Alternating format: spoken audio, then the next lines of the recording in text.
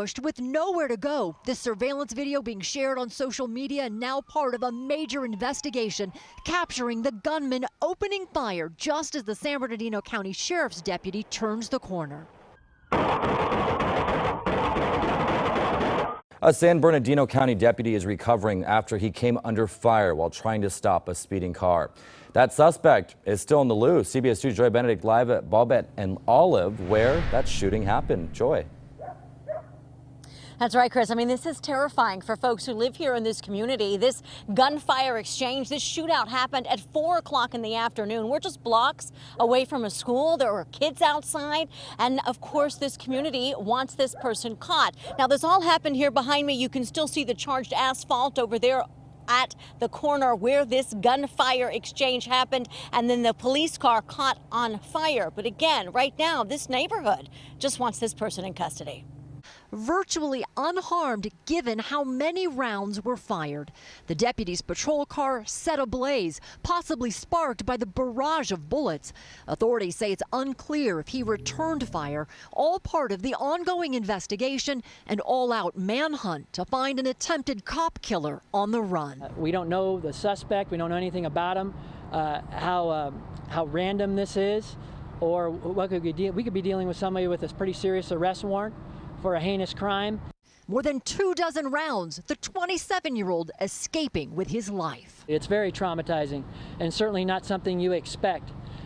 We got to remember these folks that go out and do this job on our behalf as citizens day in and day out take those risks, and you never know when you're going to encounter somebody that is going to impose violence on you. This was rapid fire. Jose Guzman lives just a couple of houses down from where the shootout happened that left a sheriff's deputy injured. We rushed out, all of us here, and sure enough, there was one of our public servants was bleeding in the face. Investigators say a San Bernardino County Sheriff's deputy attempted to make a traffic stop near this gas station Tuesday afternoon on Waterman, but the driver didn't comply. This is terrorism.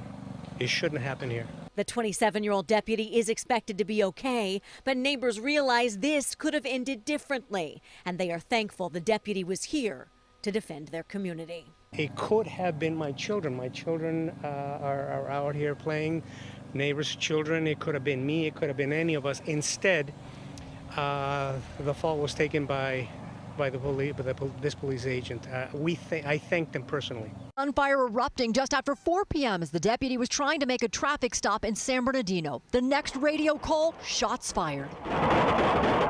You can see the injured deputy run to take cover behind his patrol car as fellow deputies rush to the scene. They find the deputy down, immediately give the deputy first aid, a tourniquet, throw him into a patrol car and transport him to the closest hospital. Amazingly, the deputy, who's been on the force for 4 years, was only hit by shrapnel in his arm and suffered superficial injuries to his face. He got behind the car, we were waiting for backup or what, but he didn't get a car. Anthony Haywood saw the driver in the white BMW drive off. He took off from the gas station and came this way. Around the corner, less than a mile before investigators say the driver unleashed a barrage of gunfire on the deputy's vehicle. Thank God we saw him walking. To me, that was a relief, but his face was bloodied. A few hours later, the suspect's car was found about 3 miles away by the San Bernardino Police Department, which is investigating the shooting. It's sad, you know, when somebody can shoot a cop like that or just open up on a cop. It's not cool. It's not, especially in our city.